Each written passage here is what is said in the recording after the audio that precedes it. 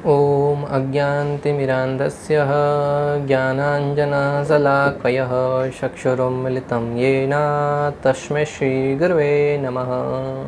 हरे कृष्णा। आज गीता श्रृंखला के सत्र क्रमांक 535 में आप सभी भक्तों का हार्दिक स्वागत है। आज हम श्रीमद् भगवद गीता के 70वें अध्याय के जो कि है श्रद्धा के विभाग श्लोक क्रमांक 8 का अध्ययन करेंगे। तो आइए, श्लोक इस प्रकार है। आयु सत्वबल आरोग्य सुख प्रतिविवर्धनः रस्य स्निग्ध स्थिरा हृदया आहार सात्विक प्रियः। अर्थात भगवान श्री कृष्ण कहते हैं कि जो भोजन सात्विक व्यक्तियों को प्रिय होता है वह आयु बढ़ाने वाला, जीवन को शुद्ध करने वाला तथा बल, स्वास्थ्य, सुख तथा तृप्ति प्रदान करने वाला होता है। ऐसा भोजन रस में स्निग्ध, स्वास्थ्यप्रद तथा हृदय को भाने वाला होता है। यहाँ पर श्लोक क्रमांक 8 में भगवान सात्विक भोजन का वर्णन करते हुए कह रहे हैं कि जो भोजन सात्विक व्यक्तियों को प्रिय होता है, अर्थात सात्विक भोजन होता है, वह व्यक्ति के हृदय को शक्ति प्रदान करने वाला होता है, अनेक प्रकार के आनंद प्रदान करने वाला होता है और साथ ही साथ बीमारियों से युक्त नहीं होता है। तो भगवान कहते हैं कि इस श्लोक के द्वारा हमें समझाना चाह रहे हैं कि व्यक्ति को कैसा भोजन लेना चाहिए। अभी इस श्लोक में सत्वगुणी भोजन के बारे में वर्णन किया, आगे आने वाले रजोगुणी और तमोगुणी भोजन के बारे में भी वर्णन करेंगे। व्यक्ति जो विवेक के स्तर पर इसको सुनकर समझकर ऐसा भोजन अगर अपने जीवन में पालन करता है, वह निश्चित रूप से जीवन में सुखी होता है और अपने आध्यात्मिक जीवन को सुचारू रूप से चला पाता है। यह श्लोक सात्विक भोजन के विषय में वर्णन करता है। सात्विक भोजन आयु अर्थात स्थिर जीवन, लंबा जीवन, सत्व अर्थात शीत का धैर्य, विपरीत परिस्थिति में भी धैर्य बनाकर रखना, आयु अर्थात स्थिर जीवन, लंबा जीवन। यहाँ पे प्रश्न उठ सकता है कि लंबे जीवन की क्या आवश्यकता है, दीर्घायु होकर हम क्या करेंगे। तो लंबा जीवन से यहाँ पे अभिप्राय है कि जितना जीवन हम स्वस्थ अवस्था में जी रहे हैं वही वास्तविक जीवन है। बाकी खाट में पड़े पड़े अनेक बीमारियों से युक्त जीवन है, वो तो मृत्यु से भी गया गुजरा है। कई बीमार व्यक्तियों को आपने कहते हुए सुना होगा कि इससे तो अच्छा है मृत्यु आ जाती, अर्थात वो मृत्यु से भी बदतर जीवन यापन कर रहे हैं। उसको जीना नहीं कहते हैं, वो मात्र दुख भोग रहे हैं। इसके लिए जितना स्वस्थ और निरोगी जीवन यापन किया जाता है वही जीवन है और वही जीने का तरीका है। इसलिए कहते हैं आयु बढ़ाने वाला है, अर्थात निरोगी जीवन प्रदान करने वाला है। और आयु बढ़ाकर क्या करेंगे, आयु बढ़ाकर अर्थात शुद्ध जीव भोजन प्राप्त करके जब हम निरोगी होंगे तो हम साधना अच्छे से कर पाएंगे, भक्ति अच्छे से कर पाएंगे, साथ ही साथ अपने परिवार का भी भरण पोषण, समाज में भी कार्य हम अच्छे से कर पाएंगे।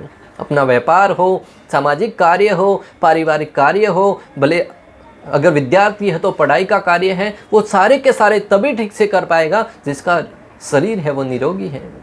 इसलिए तो कहा गया भक्तों, पहला सुख निरोगी काया, पहला सुख निरोगी काया। जब शरीर में अनेक प्रकार की बीमारियां होगी तो आप धन धान्य से परिपूर्ण होकर भी क्या जीवन यापन करेंगे।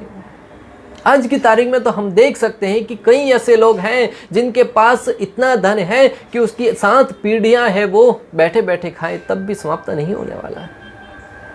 परंतु उनका जीवन देखा जाए तो कोने में कहीं बैठकर सने और ये सब खा रहे होते हैं। क्यों? डायबिटीज है, क्यों बीपी है, क्यों अनेक प्रकार की बीमारियां हैं।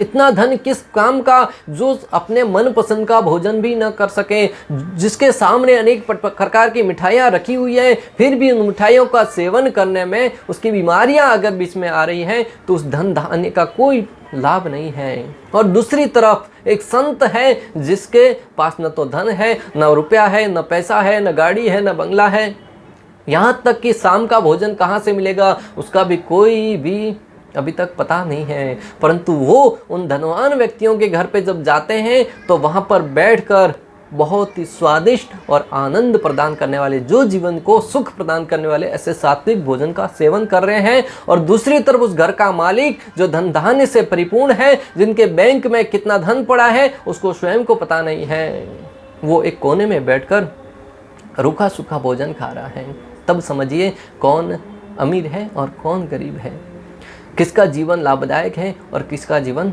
दुखमय स्थिति से है।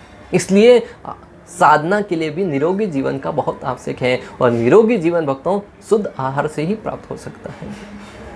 दूसरा है सत्व अर्थात चित्त का धैर्य। जो हम भोजन करते हैं उसका हमारी मानसिकता पर सीधा सीधा प्रभाव पड़ता है भक्तों। कई बार आप देखिए विपरीत परिस्थितियां आने पर अच्छे से अच्छा व्यक्ति भी अपना धैर्य खो देता है, अपना आपा खो देता है, परंतु जिसका भोजन शुद्ध है, जिसका चित्त धैर्य है, वो स्थिर है, वह विपरीत परिस्थितियों में भी अनुकूल निर्णय लेकर अपने अनुयायियों को या अपने जीवन को सही राह पर रखता है। कई बार आप देखिएगा जो लीडर होता है, जो नेतृत्व करने की क्षमता है, वह व्यक्ति अगर सात्विक वृत्ति का है, हमारे देश का ही आप दृष्टांत ले लीजिए भक्तों।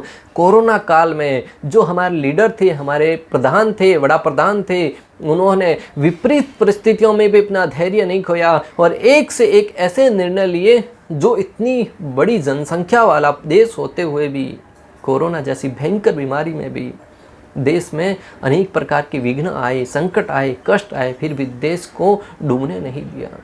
आज समस्त विश्व में वो एक सर्वश्रेष्ठ मार्गदर्शक के रूप में उभर कर आए हैं। क्यों? उनका जो प्रधान है, नेतृत्व करने वाला, वो सात्विक वृत्ति का है। वो मात्र 2 से ढाई घंटा नींद करता है, साधना पूर्ण करता है और अपने कर्म को ही पूजा मानता है भक्तों। साथ ही साथ आध्यात्मिक गतिविधियों में, योग में भी वो निपुण है भक्तों। मैं यहाँ पर दृष्टांत देकर किसी राजनीतिक पार्टी का समर्थन नहीं कर रहा हूँ, मैं आपको समझाना चाह रहा हूँ। जो व्यक्ति सात्विक वृत्ति का है, सात्विक भोजन करता है, उसका चित्त है वो धैर्यवान होता है। वो विपरीत परिस्थितियों में भी गलत निर्णय नहीं लेता है, गलत निर्णय लेने के लिए प्रेरित नहीं होता है। बलम अर्थात देह, सामर्थ्य, शारीरिक शक्ति। बलम अर्थात शक्ति प्रदान करने वाला है। जो सात्विक भोजन है वो शक्ति प्रदान करने वाला होता है, और जो राजसिक और तामसिक भोजन है वो अनेक प्रकार की बीमारियां प्रकट करने वाला होता है। सुख अर्थात तृप्ति, संतुष्ट करने वाला है। सात्विक भोजन है व्यक्ति को संतुष्टि प्रदान करने वाला है। जब व्यक्ति भोजन करके बैठे तब हृदय में ऐसा लगना चाहिए कि हृदय, पेट है वो शांत है, सुखी है, तृप्त होना चाहिए। बाकी आप रजोगुणी भोजन कीजिएगा भक्तों, भोजन करने के उपरांत अनेक प्रकार का जलना प्रारंभ होता है, एसिडिटी होता है, अनेक प्रकार की डकारें आती हैं जो व्यक्ति को विक्षुब्ध कर देती है। ऐसा भोजन करने की बजाय जो सात्विक, भले उसमें नमक और रोटी ही क्यों ना हो, वो भोजन खा के व्यक्ति है वो हृदय में शांति का अनुभव करता है। तभी आप भजन अच्छे से कर पाएंगे। प्रीति अर्थात अभिरुचि, स्वादिष्ट, उस भोजन के प्रति प्रीति प्रदान करने वाला है। ऐसा भोजन देखते ही उसको अच्छा लगता है, खाने में भी अच्छा लगता है और उसको खाने में रुचि होती है। आरोग्य, रोग प्रतिरोधक शक्ति प्रदान करने वाले होते हैं। आरोग्य अर्थात अनेक प्रकार के रोगों से मुक्ति प्रदान करने वाले होते हैं। और आज के भोजन जो विशेष रूप से होटलों में, कई ऐसी होटल हैं जहाँ पर जाएंगे आप, आज का बनाया भोजन अगर गिराक नहीं आए तो उसको कल गरम करके, दाल रखा हुआ है गरम करके कल दे देंगे। कल नहीं आए परसों, अनेक प्रकार के मसाले काट के रखे हैं, घोल बना के रखा है, आज नहीं फ्रीजर में रख दिया, कल उसको परोसेंगे। कल नहीं आए परसों परोसेंगे। टमाटर वगैरह सड़े गले हैं वो भी काट के आपको खिला देंगे।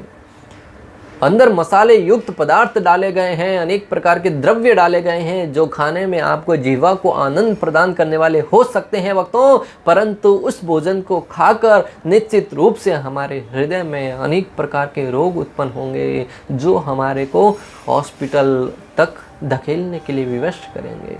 और कई भोजन तो ऐसी बीमारियों का निर्माण करते हैं जो व्यक्ति को जीवन भर दुखी होने के लिए विवश करते हैं, जैसे मसा, कैंसर, ऐसे असाध्य बीमारी जिसका कोई उपचार ही नहीं है भक्तों। और आज की तारीख में गलत पदार्थों के सेवन से ये भयंकर से भयंकर बीमारियों का निर्माण हो रहा है। अनेक प्रकार की खाद्य वस्तुओं में भी अनेक प्रकार के केमिकल युक्त पदार्थ डालने से मात्र और मात्र अपना स्वार्थ सिद्ध करने के उद्देश्य से, मात्र और मात्र कुछ धन कमाने के उद्देश्य से लोगों के जीवन के साथ खिलवाड़ किया जाता है। दूध में अनेक प्रकार के रासायनिक मिलाकर उसको कृत्रिम तरीके से दूध बनाया जाता है।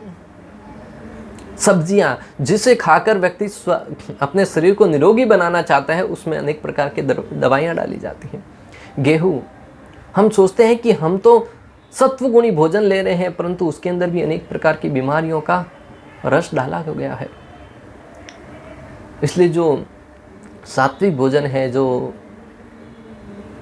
निरोगी करने वाला व्यक्ति को, ऐसा भोजन करके व्यक्ति निरोगी होगा, और निरोगी होगा तो उसकी आयु लंबी होगी, और आयु लंबी होगी तो अपने सामाजिक, पारिवारिक और आध्यात्मिक कार्य अच्छे से कर पाएगा।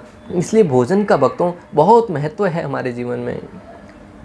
जो भोज्य पदार्थ इन गुणों की वृद्धि करने वाले होते हैं और इस श्लोक की दूसरी पंक्ति में वर्णित आकर्षण गुणों से युक्त होते हैं। जो भोज्य पदार्थ इन गुणों में जो गुण बताए गए हैं, सत्व, बल, सुख, प्रीति, आरोग्य, आयु, सत्व, इनका वृद्धि करने वाले होते हैं, ऐसे भोजन है वो अनेक प्रकार के गुणों की वृद्धि करने वाले होते हैं। और साथ ही साथ दूसरी पंक्ति में बताया गया है कि दूध, चीनी और चावल आदि भी उन लोगों को प्रिय होते हैं जो सात्विक होते हैं। और स्वाद प्रदान करने वाले दूध, चीनी भक्तों आजकल जो बनाई जाती है वो नहीं, जो प्राकृतिक तरीके से जो चीनी बनाई जाती है, गुड़ है जिसमें अनेक प्रकार के रासायनिक पदार्थ नहीं मिलाए जाते हैं, जो हमारे शरीर के लिए लाभदायक है। ऐसा भोजन रस युक्त है, वो आनंद प्रदान करने वाला है और शरीर के स्वास्थ्य के लिए अच्छा भी है। रस्य शब्द उन भोज्य पदार्थों को अलग कर देता है जिसमें रस नहीं होता, यथा सना। रस्य का अर्थ है ऐसा पदार्थ जिनको खाने में रस नहीं आता है। जैसे मौसम्बी है, उनको खाते हैं तो रस आता है अंदर से, परंतु जो सना है उसको खाने से सूखा सूखा लगता है। तो ऐसे सूखे भोजन है, हालांकि सत्वगुणी है, तो उनको किसी अन्य वस्तु के साथ मिलाकर उसको स्वीकार किया जा सकता है। जैसे इमली है, तो इमली डायरेक्ट खाएंगे बहुत कड़वी खट्टी लगेगी, परंतु उसकी चटनी बनाकर कुछ मात्रा में डालकर उसको खाया जा सकता है। सने हैं, उसको किसी और के साथ, गुड़ के साथ मिलाकर खाया जा सकता है। स्निग्ध शब्द गुड़ आदि रुक्ष पदार्थों को अलग कर देता है। स्थिर शब्द दूध के फैन आदि को अलग कर देता है। हृदय शब्द कटहल आदि को अलग कर देता है। जो वस्तुएं पेट और भूख के लिए हितकारी नहीं होती, उन्हें अहृदय कहा जाता है। जो हमारे शरीर के लिए, स्वास्थ्य के लिए अच्छी नहीं है, जो आज की तारीख में गुड़ बनाया जाता है, जो अनेक प्रकार के केमिकल से युक्त होता है, यहाँ खाने में भी सूखा लगता है। अकेला गुड़ है, वो व्यक्ति अधिक से मात्रा में नहीं खा पाएगा, परंतु उसी गुड़ को अगर मिठाई बनाकर खाया जाए, उसी गुड़ को रोटी के साथ खाया जाए, उसी गुड़ को घी के अंदर डालकर रोटी के साथ खाया जाए, तो वो हमारे स्वास्थ्य के लिए लाभदायक होता है। और जैसे कटहल है, उसको खाने से, भूखे पेट खाने से हमारी भूख को लिए भी खतरनाक सिद्ध होता है और हमारे स्वास्थ्य के लिए भी खतरनाक सिद्ध होता है। ऐसा शास्त्रों का वर्णन है। यह समझना होगा कि यह सभी भोज्य पदार्थ शुद्ध भी होने चाहिए, और साथ ही साथ भक्तों इन भोज्य पदार्थों को चाहिए कि वो शुद्ध भी होने चाहिए, झूठे या सड़े गले नहीं होने चाहिए। आज की तारीख में हम देखते हैं कि लोग वड़ा पाव खरीदते हैं, पहले तो वो शुद्ध ही नहीं है, फिर 2-4 लोग मिलके आधा तू आधा मैं आधा ये वो एक दूसरे का झूठा खाते हैं। कई स्टॉलों पर देखते हैं झूठा खाते हुए दिखते हैं। उनके तरीके से उनका ये व्यवहार है वो बहुत ही सर्वश्रेष्ठ है, झूठा खाने से प्यार बढ़ता है। परंतु भक्तों, जब हम अपनी दृष्टि से देखते हैं तो वो गंदगी फैलाने वाला है। आधा ये खा रहा है, आधा ये खा रहा है। झूठन खाने से उसकी मानसिकता हमारे अंदर आ जाती है।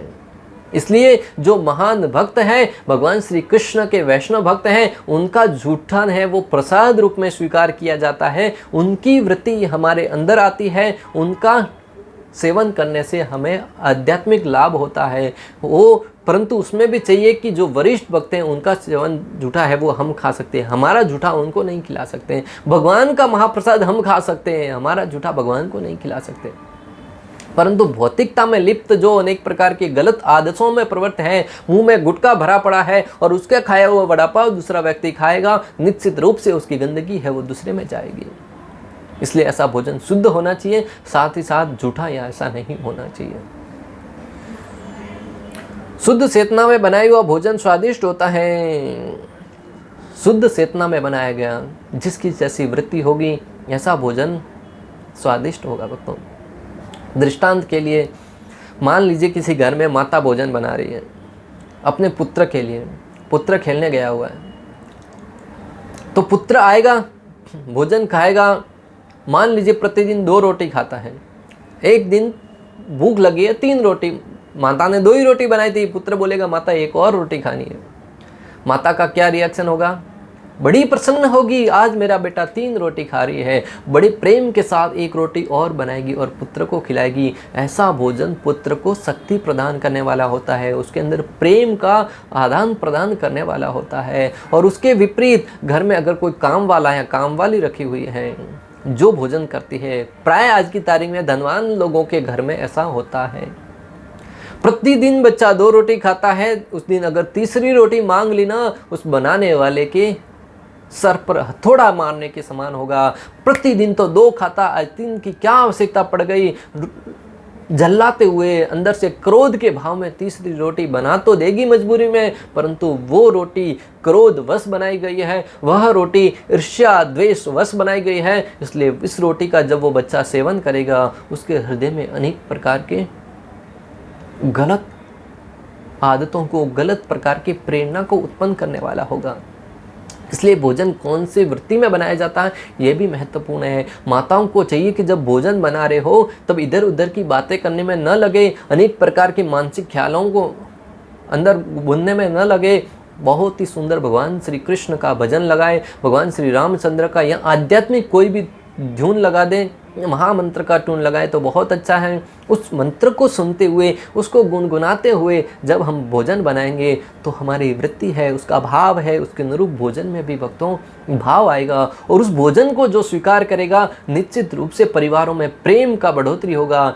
आज हम देख रहे हैं कि हम अनेक प्रकार के सेमिनार तो कर लेते हैं जिसमें परिवार को स्नेह के सूत्र में बांधने का सिद्धांत सिखाया जाता है, परंतु फिर भी दिन ब दिन परिवार टूटते जा रहे हैं, अनेक प्रकार के झगड़े हो रहे हैं। समस्त ज्ञान से ओतप्रोत होने के बाद भी परिवारों में कलह बढ़ता जा रहा है। एक ही कारण, भोजन बनाने वाले की मानसिकता शुद्ध होनी चाहिए। जब हम प्रेम भाव से भोजन को बनाएंगे और उसको भगवान को अर्पण करके फिर परिवार के सदस्यों को खिलाएंगे, निश्चित रूप से वह भोजन हमारे परिवार के सदस्यों के लिए लाभदायक ही होगा। और उस भोजन को खाकर परिवार में प्रेम का, स्नेह का जागरण होगा। इसलिए भोजन बनाने वाले को चाहिए कि भगवान श्री कृष्ण की दिव्य भक्ति में मग्न होकर भोजन बनाए, वह भोजन हमारे परिवार के लिए लाभदायक होगा। इसके विपरीत आप देखिए, होटलों में जो बनाने वाले हैं भट्टी के सामने होते हैं तो गर्मी लगती है, पसीना आता, वो भी कई बार तो अंदर ही डाल देते हैं। खाने वालों को क्या पता अंदर क्या हो रहा है, सड़ा गला भी कुछ अंदर डाल देते हैं। ऐसे अनेक वीडियो भी आते हैं जिसमें भोजन बनाने वाले अंदर थूक देते हैं, गलत मानसिकता के कारण पसीना अंदर डाल देते हैं, कई लोग तो टॉयलेट भी उसमें डाल देते हैं। ऐसे वीडियो हमने देखे हैं। ऐसे तो वीडियो एक आध सामने आए हैं, कितने लेवल पर होता होगा। इसलिए जो अपनी मानसिकता को शुद्ध बनाए रखना चाहता है, उसे चाहिए कि घर का और सात्विक भोजन ही स्वीकार करे, जब तक उसको कुछ मजबूरी ना हो। और ऐसा भोजन करके व्यक्ति के अंदर अनेक प्रकार के आध्यात्मिक भाव, सुख, समृद्धि, भक्ति और अन्यों के प्रति स्नेह का भाव प्रकट होगा। और इसके विपरीत जो तामसिक और राजसिक भोजन करते हैं, वो लोगों में प्रतिस्पर्धा का भाव, लोगों में अनेक प्रकार के ईर्ष्या द्वेष का भाव प्रकट करेगा। निसंदेह भौतिक जगत में विचरण करने के लिए बाध्य किए गए देहधारी जीवों के लिए भगवान के संकीर्तन आंदोलन से बढ़कर और कोई संभावित लाभ नहीं है, जिसके द्वारा वह परम शांति पा सके और अपने को बारंबार जन्म मृत्यु के चक्र से छुड़ा सके। निश्चित रूप से भागवतम वर्णन करता है कि इस भौतिक देह में मानव जीवन प्राप्त करके कोई व्यक्ति अगर भक्ति में नहीं लगता है तो उसके लिए जीवन में कोई आस नहीं है। जब व्यक्ति आध्यात्मिक कार्यों को करता हुआ, जीवन में भक्ति कार्यों को संपन्न करते हुए अपने आध्यात्मिक जीवन में जब कृष्ण भावनामृत जीवन यापन करेगा, वही व्यक्ति को उसके जन्म मृत्यु के बंधन से मुक्त कराने के लिए एकमात्र प्रेरणा का स्रोत होगा। अन्यथा व्यक्ति बार बार जन्म मृत्यु के बंधन में घूमता रहेगा। आज लोगों की अज्ञानता की हद तो देखो भक्तों, ऐसे जीते हैं जैसे बोले अगला जीवन किसने देखा है। परंतु जब शास्त्रों को पढ़ते हैं तब पाते हैं कि अनेक प्रकार के जीव योनियों में हमें धकेल दिया जाएगा हमारे कर्मों के अनुरूप।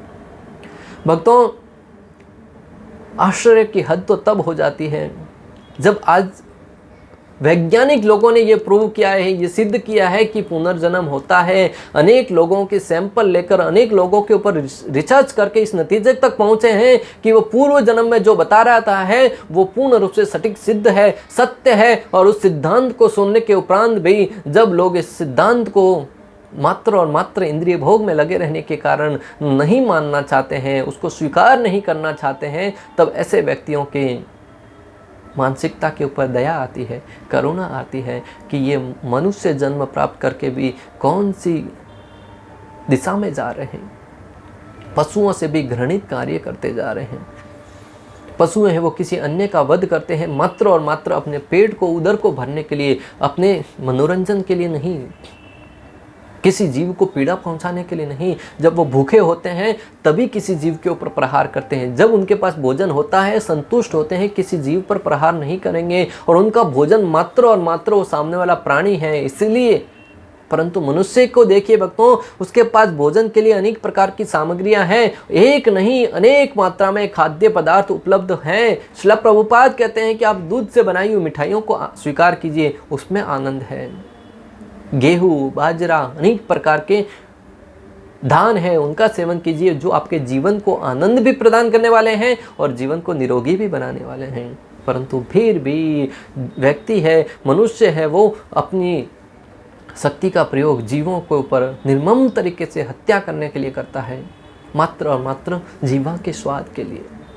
और कई ऐसे सेमिनार चलाए जाते हैं कि जब तक हम ये नॉनवेज भोजन नहीं खाएंगे तब तक हमारे अंदर शक्ति कहाँ से आएगी। अरे शास्त्र स्पष्ट वर्णन करते हैं कि दाल में इतना प्रोटीन है, दूध में इतना प्रोटीन है, बनाना केले में इतना खाने के लिए शक्ति है जो आपके शरीर को पूर्ण रूप से स्वस्थ बना के रखता है और निरोगी और शक्तिवान बना के रख सकता है।